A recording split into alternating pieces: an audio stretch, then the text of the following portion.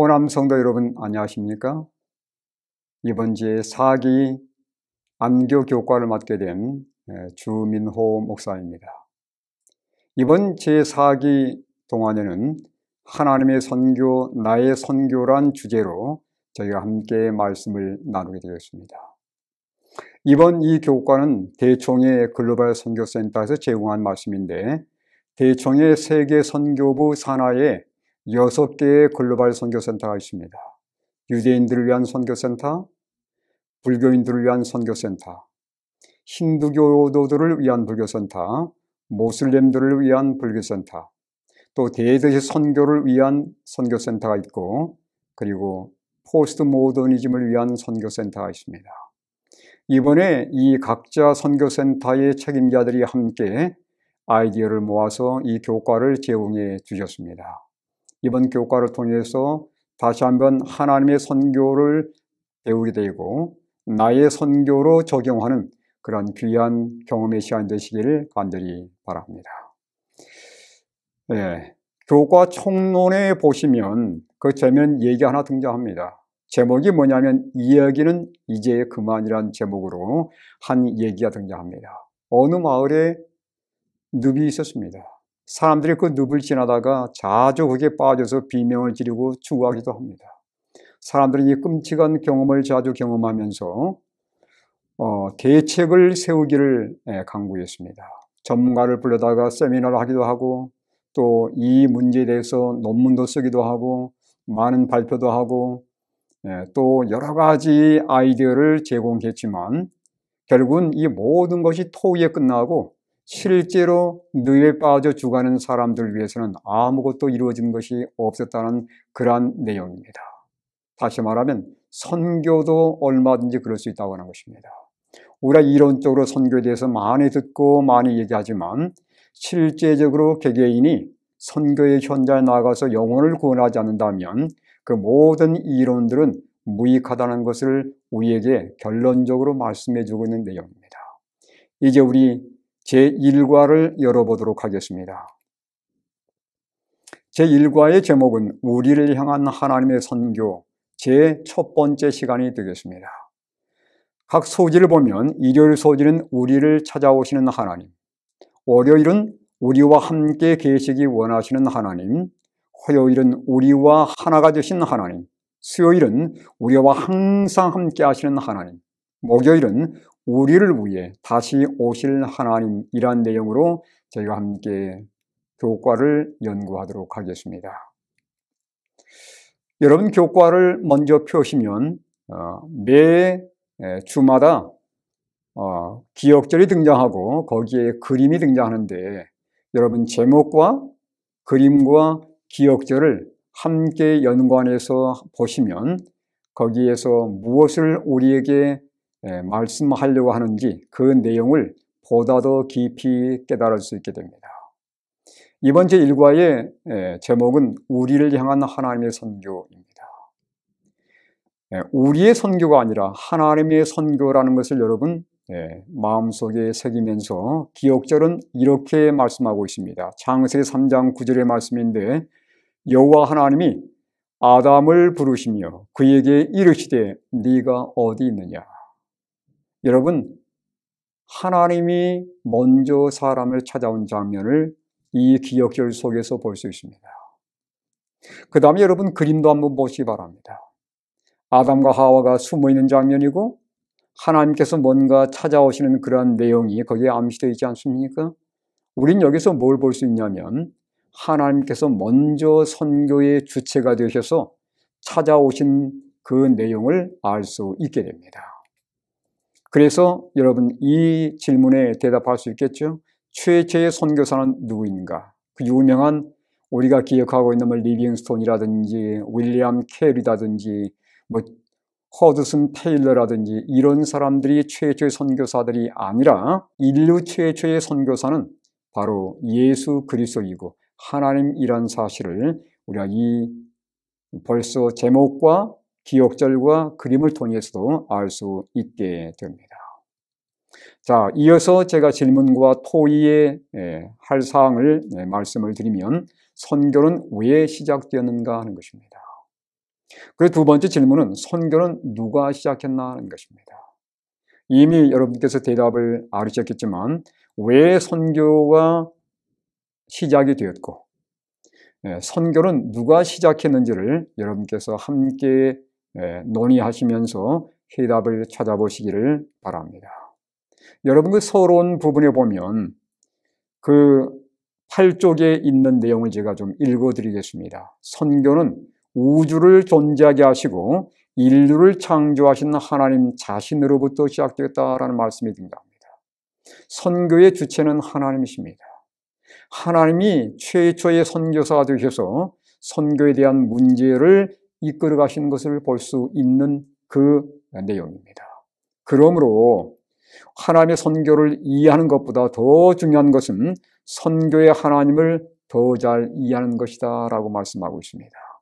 이번 이 한 주 동안에 저희가 이 선교에 대한 주제를 살피면서 우리의 시선을 하나님께로 향할 수 있게 되기 바라고 하나님께로부터서 선교의 정신을 배우는 그런 귀한 경험의 시간이 되셔서 우리의 삶 속에 실제 선교에 적용하는 그런 우리 모두가 될 수 있게 되길 바랍니다. 일요일 소지입니다. 우리를 찾아오시는 하나님이란 제목으로 일요일 소지가 주어졌습니다. 여러분, 아담과 하와가 타락했습니다. 에덴에서 타락했는데 선악과를 먹은 게 타락의 원인이었습니다. 여러분, 선악과 자체는 아무런 문제가 없었습니다. 선악과를 먹지 말라고 하는 그 명령을 어긴 것이 바로 죄의 원인이 되었고 그 죄 때문에 아담과 하와는 죽음에 이르게 된 것입니다. 우리가 이때 이런 질문을 좀 할 수 있을 겁니다. 왜 하나님이 선악과를 에덴에 두셨을까? 그 선악과 때문에 우리가 먹고서 죽게 되질 않았는가 하면서 우리가 하나님께 원망할 수 있겠지만 여러분, 선악과에 대한 문제를 좀 더 다른 각도에서 좀 살펴보도록 하겠습니다. 여러분, 초기문집 39쪽과 40쪽에 보면 이 선악과는 이 지구 세계에만 주어진 것이 아니라 다른 우주 거민들의 세계에도 선악과가 있었다는 사실을 알게 됩니다. 제가 잠깐 문장을 읽어드리도록 하겠습니다. 주님께서는 나에게 또 다른 세상들을 구경시켜 주셨다. 그 후에 나는 두 그루의 나무를 보았는데 하나는 도성 안에 있는 생명나무와 매우 흡사했다. 두 나무의 열매는 똑같이 아름답게 보였으나 그중 한 나무의 열매는 그들이 먹어서는 안 되는 것이었다. 그들은 둘 다 먹을 수는 있으나 그중 하나는 먹는 것이 금하여져 있었다. 그때 나를 수행하던 천사가 이르기를 이곳에서는 아무도 금단의 실과를 맛본 사람이 없다. 만일 그들이 그것을 먹으면 타락하게 되는 것이다 라고 말해 주었다. 여러분, 제가 이 말씀을 드리는 이유는 다른 우주 세계도 선악과가 있지만 선악과를 맛본 그 세상은 지구밖에 없다는 것입니다. 다른 우주 거민들에게도 하나님께서 자유의지를 주셨습니다. 그들이 먹을 수 있고 먹지 않을 수도 있는 것입니다. 그런데 사단의 유혹을 받아서 이 열매를 따먹은 그 대상은 이 지구에 있었던 아담과 하와뿐이었다는 것입니다. 다른 세계는 과연 유혹이 없었을까요? 아닙니다. 사단은 다른 우주도 분명히 돌아다니면서 하나님을 악선전하고 선악과를 따먹도록 얼마든지 유혹했을 것입니다. 그런데 그들은 그 선악과를 따먹지를 않았습니다. 다시 말하면 선악과는 우리에게 무엇을 말해주고 있냐면 하나님이 우리에게 자유의지를 주었다는 분명한 증거가 되는 것입니다. 여기 부조선지자 56쪽에 보면 아담은 그의 반려자가 하나님의 명령을 어겼다는 것, 그들에게 충성과 사랑의 시금석으로 부과된 단 하나의 금령을 무시하였다는 걸 깨달았다 그랬습니다. 사랑과 충성의 시금석으로 주신 것이 선악과입니다. 그러니까 먹을 수도 있고 먹지 않을 수도 있고 우리가 하나님을 사랑하고 그분께 충성한다면 먹지 않을 것입니다. 그런데 우리가 하나님을 사랑하지 않고 그분께 충성하지 않는다면 얼마든지 먹을 수 있는 것이 바로 선악과였어요. 자유의지를 주었다는 것을 가장 잘 증거해 주는 것이 바로 선악과라고 하는 사실입니다. 어쨌든 아담과 하와는 자신들에게 주어진 자유의지를 잘못 활용해서 선악과를 먹게 되었고 결국은 죄에 빠지게 되었습니다. 그런 다음에 그들에게 어떤 반응이 있었습니까? 그들이 하나님께 나와서 먼저 회개했나요? 그렇지 않습니다. 그들은 죄 때문에 두려워했고 하나님께서 그들을 먼저 찾아오셨습니다. 여기 창세기 3장 8절과 9절의 말씀 보면 그들이 그날 바람이 불 때에 동산에 거니시는 여호와 하나님의 소리를 듣고 라고 말씀하고 있어요. 여러분 마치 하나님께서 산책하시는 것 같지 않습니까? 아담과 하와는 지금 잔뜩 공포에 시달리고 있습니다. 죄 때문에 말입니다. 지금 죄의 스트레스로 지금 마음이 너무도 지금 불안한 상태에 있어요. 만약 하나님께서 헐레벌떡 다녀오셨다면, 노를 바라시면서 씩씩거리면서 왔다면 이 아담과 하와는 기절해 죽었을 것입니다. 하나님께서는 진짓 모르는 것처럼 산책하다가 그들에게 찾아온 것처럼 그렇게 동산에 거니시는 그러한 모습으로 찾아오셨습니다. 이것은 바로 하나님의 배려를 우리에게 말씀해 주고 있습니다. 그러면서 하나님께서 묻습니다. 네가 어디 있느냐? 하나님께서 몰라서 물으신 게 아니에요. 다 아시지만 아담의 그 모든 형편과 처지를 고려한 배려한 그러한 질문인 것입니다. 어쨌든 여러분 우리가 여기서 알 것은 하나님께서 먼저 찾아오셨고 그리고 그들에게 하나님께서 살 수 있는 처방, 회복의 처방을 발표해 주셨는데 창세기 3장 15절의 말씀입니다. 잘 아시는 말씀이기 때문에 인용하지는 않겠습니다. 창세기 3장 15절에서 우리는 두 가지를 발견해야 되는데 첫 번째는 구세주를 통한 구원의 길, 여자의 후손을 약속하지 않았습니까? 그 후손께서 뱀에 의해서 발꿈치를 상하며 죽을 것이 언급되어 있는데 이것은 바로 십자가를 지고서 우리 모든 사람들의 죄를 짊어지고 죽을 것을 우리에게 말씀하심으로 구세주를 통한 구원의 길을 제공해 주고 있고요. 두 번째는 여자와 원수가 되게 하겠다 말씀하셨습니다. 그것은 바로 뭐냐면 죄를 미워하는 마음까지 우리에게 주겠다는 말씀이에요. 이것이 바로 우리를 다시 죄된 상태에서 회복하시는 하나님의 놀라운 처방이라고 볼 수 있습니다. 어쨌든 하나님께서 먼저 찾아오셨다는 사실을 여러분 제1요일 소재에서 파악할 수 있게 되기를 바랍니다. 월요일 소재입니다. 우리와 함께 하기를 원하시는 하나님이십니다. 하나님은 우리와 진정 함께 하기 원하시는 그러한 분이세요. 여러분 바벨탑 사건 후에 하나님께서 아브라함을 부르셨는데 아브라함이 뭐가 잘나서 그를 부르셨을까요? 아브라함의 아버지 데라는 우상 숭배자였습니다. 여호수아서 24장 2절에 보면 아버지 데라는 우상 숭배자였다고 말씀하고 있어요. 그런데 이 우상 숭배자가 어떻게 하나님의 부르심을 받을 수 있었을까요? 여러분 셈, 노아의 아들 가운데 셈이 있지 않습니까? 셈이 450세 되던 때에 아브라함이 탄생합니다. 창세기 11장을 연구해 보시면 그 내용을 찾을 수 있습니다. 셈이 600세를 거의 살았기 때문에 아브라함과 상당히 많은 기간을 지낼 수 있었음을 알 수 있습니다. 아브라함은 이 셈에게서 하나님의 섭리를 배울 수 있었고 구원의 기별을 배울 수 있었으며 노아 홍수에 대한 모든 내용을 다 들을 수 있었을 것입니다. 그의 마음속에 하나님에 대한 신앙을 그는 어린 때부터서 셈을 통해서 배웠을 것이 분명합니다. 그 하나님께서 아브라함을 부르신 겁니다. 창세기 12장 1절과 3절에 하나님께서 아브라함을 부르시고 어떤 복을 약속하셨습니까? 여기 12장 3절에 보시면 너를 축복하는 자에게는 내가 복을 내리고 너를 저주하는 자에게는 내가 저주하리니 땅의 모든 족속이 너로 말미암아 복을 얻을 것이라고 말씀하셨어요. 다시 말하면 아브라함과 똑같은 믿음을 가진 사람들에게 하나님께서 영적 아브라함의 후손이 되게 하겠고 구원의 축복을 받을 것이라고 말씀하는 내용입니다. 아브라함이 축복의 통로로 사용될 것에 대한 언급이 여기에 들어있습니다.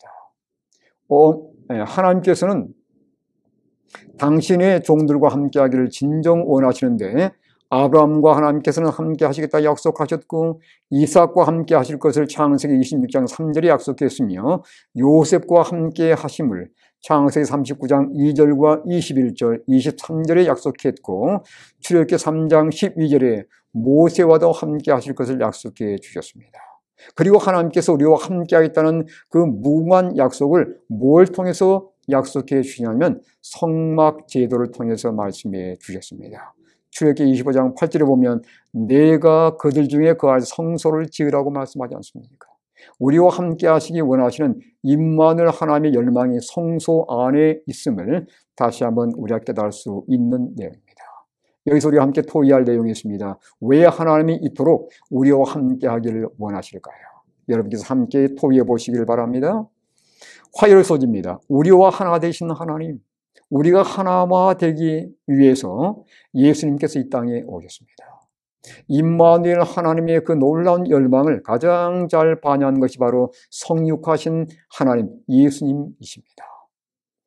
출애굽기 25장 8절과 요한복음 1장 14절 여러분 비교해 보시면 성소, 출애굽기 25장 8절에 나와 있는 성소가 요한복음 1장 14절에 말씀이 육신이 되신 예수님이심을 우리가 금방 알아볼 수 있습니다. 네, 여러분 그 두 말씀을 비교해 보면 25장 8절에 그들 중에, 요한복음 1장 14절에 우리 가운데, 출애굽기 25장 8절에 거할, 요한복음 1장 14절에 거하심에, 출애굽기 25장 8절의 성소, 이것은 어디에 해당되냐면 요한복음 1장 14절에 말씀이 육신이 되신다는 그 말씀에 해당되는 것입니다. 다시 말하면 성육신하신 그 예수님은 하나님의 열망이신 우리와 함께 하시던 그 열망의 성취임을 우리가 분명히 알 수 있게 됩니다. 그래서 에레미야도 17장 12절 13절에 이렇게 말씀하고 있습니다. 영원하신 보좌여 시작부터 높이 계시며 우리의 성소이시며 그랬습니다. 성소가 바로 예수님이라는 사실을 여기 분명히 입증하는 그 내용입니다. 이스라엘의 소망이신 여호와여. 예, 그래서 성소는 바로 우리와 함께 있기 원하시는 하나님의 열망을 드러내는 그러한 제도였고, 이것을 누구를 통해서 이루게 되냐면 예수님을 통해서 이루게 됨을 알 수 있게 됩니다. 여러분, 여기서 우리가 토의를 하나 하도록 하겠습니다. 예수님이 이 세상에 오신 이유는 무엇일까요? 여러분께서 함께 각자의 내용들을 함께 나누시게 되길 바랍니다. 수요일소지입니다. 우리와 항상 함께 하시는 하나님이십니다. 요한복음 20장 21절에 예수님께서 뭐라고 말씀하셨습니까? 예수께서 이르시되 너에게 평강이 있을지어다. 아버지께서 나를 보내신 것 같이 나도 너희를 보내노라. 여러분 여기 보시면 아버지께서 예수님을 보내셨고 예수님께서 제자들을 보내신다는 말씀입니다. 여러분 여기서 우리 잠깐 한 단어를 생각해 보도록 하겠습니다. 그 단어는 선교라고 하는 단어입니다. 선교는 영어로 미션이라고 그러는데 이 말은 라틴어 미시오라는 단어에서 파생이 되었습니다. 그 말 뜻은 뭐냐면 보냄을 받다라는 뜻입니다. 여러분 예수님은 아버지로부터 보냄을 받았어요. 이제는 그 예수님께서 우리를 당신의 선교사로 파송하기를 원하시는 것입니다. 그러니까 예수님은 이 땅에 뭘로 오셨습니까? 선교사로 오셨다는 사실이에요.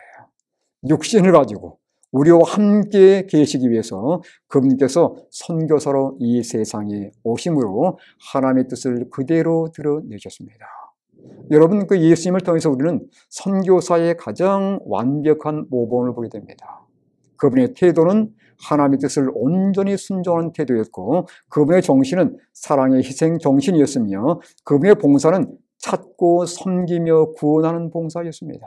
그리고 그분께서는 어떤 약속을 마음속에 깊이 간직하시냐면 하나님께서 그와 함께 하신다는 그 약속을 깊이 체험할 수 있었습니다. 마찬가지입니다. 우리가 이 선교를 이러한 예수님의 정신과 그 모범을 따라서 그러한 태도와 그러한 정신과 그러한 봉사를 하게 될 때에 우리가 영원히 함께 하겠다는 세상 끝까지 함께 하겠다는 마태복음 28장 20절에 선교사에게 주어진 그 약속이 우리 개개인에도 얼마든지 적용된다는 사실입니다. 목요일소지입니다. 우리를 위해 다시 오실 하나님입니다. 여러분 하나님께서 이 세상에 다시 오신다는 그 약속, 바로 재림의 약속입니다. 예수님께서 재림에 대한 약속을 요한복음 14장 1절로 3절에 말씀해 주셨는데 이 약속은 언제 주어지는 거냐면 예수님께서 다락방을 떠나기 바로 다음에 예수님께서 다락방을 떠나기 바로 직전에 주어진 약속이 바로 이 재림에 대한 약속입니다. 예수님께서 다락방을 나서면서 제자들에게 내가 너희를 떠날 거라고 말씀하셨습니다.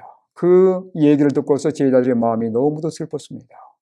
근심이 가득한 그들의 마음을 읽으시고 예수님께서 주신 약속이 그분께서 다시 오신다는 약속입니다. 다시 오셔서 어떻게 하겠다는 겁니까? 그들과 영원히 함께 하시겠다는 것입니다.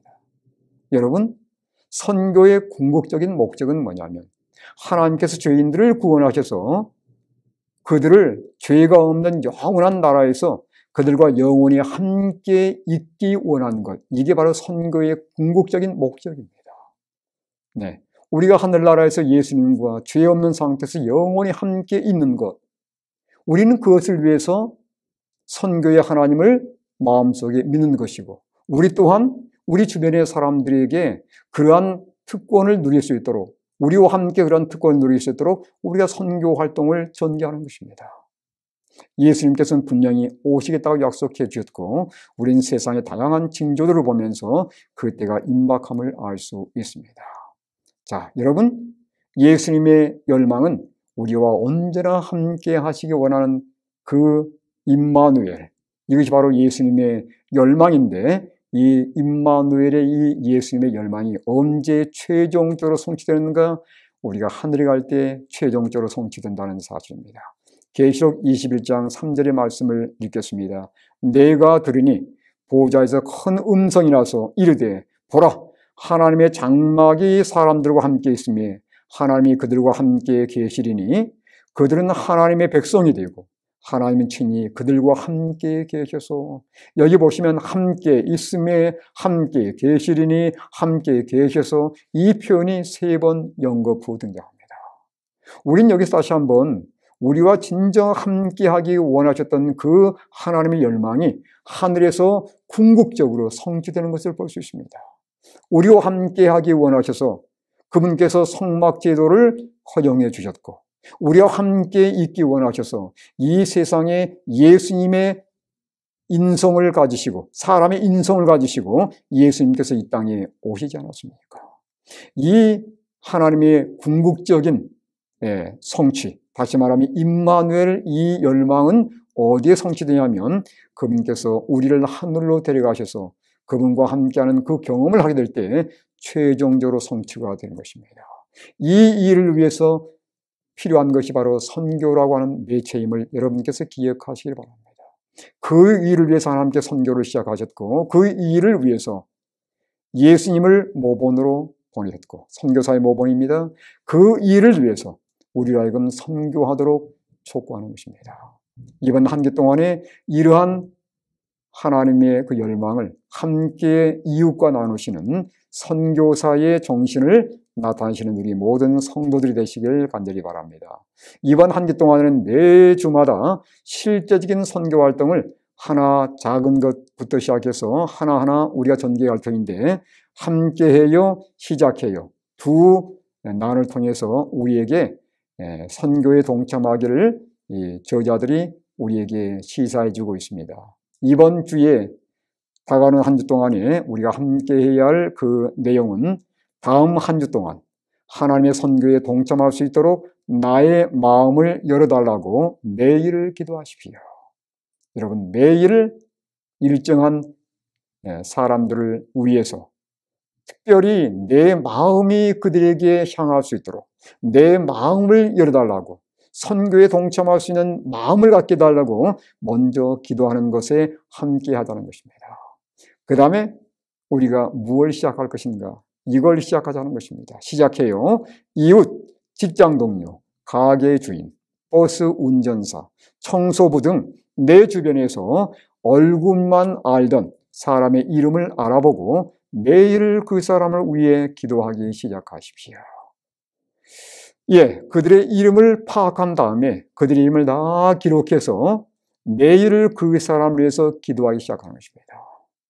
여러분, 이게 선교의 시작입니다.